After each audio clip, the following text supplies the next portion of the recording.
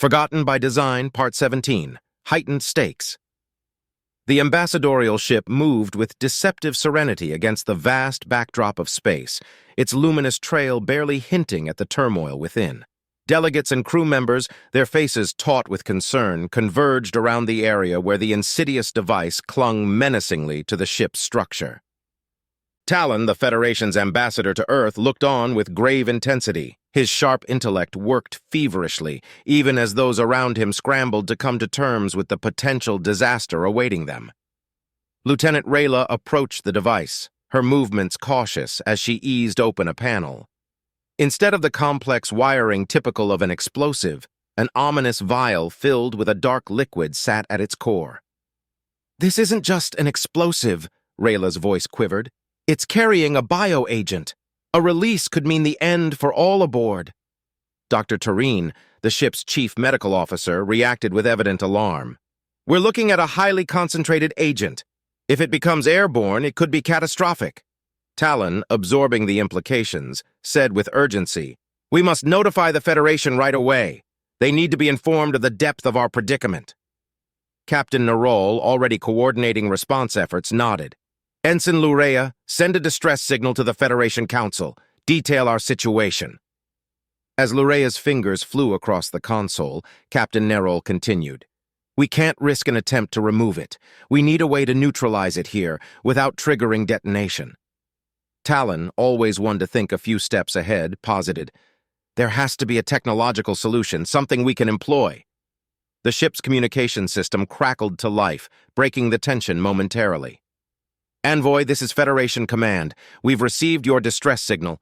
Given your current trajectory, adjust your course to intersect with the Arcturus region. Our 2 fastest ships have been dispatched from there. Meeting in this location will expedite the rendezvous and ensure faster assistance." Captain Narol's expression eased slightly, the first sliver of hope in what felt like an eternity. "Understood, Federation Command. Setting course for the Arcturus region." Turning to the crew, Captain Narol issued rapid instructions. "Ensure our trajectory is flawless. Every second counts. Dr. Tureen, I want preparations in case of a bio-outbreak.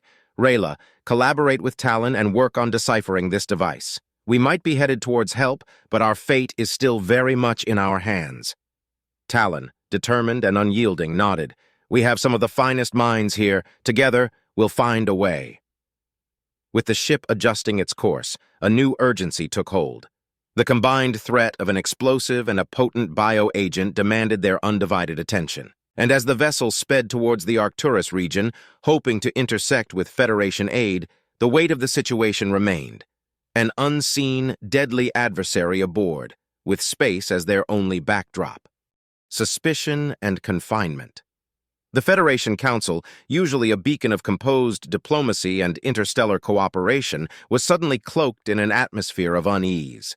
The usually bustling corridors and chambers were desolate, with the faint hum of security measures in place. Lansing and his fellow Earth ambassadors, having just been ushered back to their quarters after the previous meetings, found the sudden change disconcerting. They had been at the Council for weeks now, and nothing like this had ever occurred. A soft beep indicated the ceiling of Lansing's room. He approached the door, a translucent barrier now blocking his way. He could see the silhouettes of 2 guards stationed outside. Their rigid stance and the unreadable expressions under their helmets were unmistakable. No one was leaving their quarters. Ambassador Drila, representing Earth's African Union, communicated through the interroom communicator. "Lansing, do you have any idea what's going on?" "None," Lansing responded, his tone edged with concern. "But I trust we'll be informed soon. The Federation values transparency." Lansing's prediction wasn't off the mark. Within moments, his door's communication panel lit up. The face that appeared wasn't one he expected, but was certainly welcome in this hour of mystery. Counselor Zerine. "Lansing," he began, his usually calm demeanor showing hints of strain. "I wish we were meeting under better circumstances." He nodded. "What's happened, Counselor?" He took a deep breath. "The ship carrying the delegation to Earth is in peril. They discovered a device on board, a bomb, but it's not just any explosive, it's a bioweapon." Lansing felt his heart drop. "How did it? Who would—" Zerine raised his hand to stop him. We don't know yet, but what we do know is that anyone who had access to that ship, including you and the other Earth ambassadors, is under scrutiny." The implication was clear, and Lansing felt a mix of indignation and fear. "You believe one of us could be responsible?" "Not necessarily," Zerine sighed. "But until we uncover the truth, precautionary measures are in place." Lansing paused, absorbing the information, then whispered almost to himself, "Talon is on that ship." Zerine nodded. "I know. That's why we're doing everything possible. 2 of our swiftest ships are already en route. Their mission is dual-fold: rescue if possible, or gather evidence if it comes to that." The weight of his words settled heavily on Lansing's shoulders. He thought of the countless interactions he'd had with Talon, the bond they'd formed representing their respective planets. The thought of harm coming to him was unbearable. "There has to be something I can do," Lansing stated, determination evident in his voice. Zerine regarded him with a pensive look. "There might be. Your background, your human perspective could offer insights we might overlook." "How can I assist from here?" He smiled faintly. "The Federation has resources beyond what you've seen, Lansing. Come with me." With that, the translucent barrier dissolved, and Lansing stepped out, his determination fortified by hope and the desire to save his friend and the hundreds on board the doomed vessel. Into the depths. Counselor Zerine's footsteps echoed in the otherwise silent corridor of the Federation Council building, each step resounding with purpose. Lansing hurried to match his pace, glancing around as they took a turn he had never ventured to before. This section of the council had an older feel to it, with walls lined with symbols and scripts of ancient interstellar accords. Without warning, Zerine stopped before an unassuming panel on the wall and pressed a sequence of glyphs. The panel slid open, revealing an elevator of sorts. But this wasn't like any elevator Lansing had ever seen. The interior was almost entirely transparent, shimmering with a soft light. "Step inside," Zerine instructed. Lansing hesitated for a split second, then took a deep breath and complied.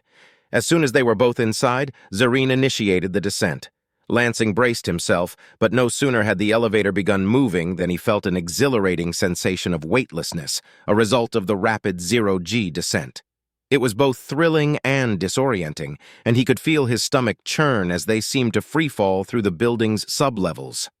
Minutes felt like seconds, and before Lansing could fully process the sensation, the elevator decelerated, returning gravity to his limbs and settling on a floor deep below the surface. The doors slid open, and Lansing found himself staring into an enormous command center, teeming with activity. Massive holographic displays hovered in the air, projecting a myriad of data streams. Officers, both in uniform and civilian attire, bustled around, their faces lit with the cool glow of screens, conversing in hushed but urgent tones. Lansing's eyes widened in astonishment. He had been to war rooms and command centers during his time in the Earth military, but this was technology and coordination on an entirely different scale. Zerine led him through the center, with many eyes turning their way. They stopped when they reached a stern-looking officer, his sharp features emphasizing the frown on his face. "Counselor," he began, his voice a clear indicator of his annoyance. "This is a restricted area, especially now. Why is he here?" Zerine's gaze remained unyielding. "He might see things we've missed, Commander Varn. His background could offer us a fresh perspective." Commander Varn's eyes locked onto Lansing's, assessing him. "Very well, but he's your responsibility." Zerine simply nodded and guided Lansing toward a door labeled Briefing Room. The room inside was spacious, with a large table in the center. Around it were chairs fitted with interfaces, and the walls were lined with more holographic screens. Before Lansing could get his bearings, another door swished open, and a tall officer entered. Her uniform bore badges Lansing didn't recognize, but her composed demeanor suggested someone used to handling crises. "This is Major Lanara," Zerine introduced. "She's heading the investigation into the ship incident. She'll brief you." Major Lanara nodded at Lansing, acknowledging his presence, then powered up a screen. Images and data began to form, depicting the ship and the menacing device attached to it. As Zerine motioned for her to begin, the tension in the room was palpable. Lansing took a deep breath, preparing himself for the torrent of information to come.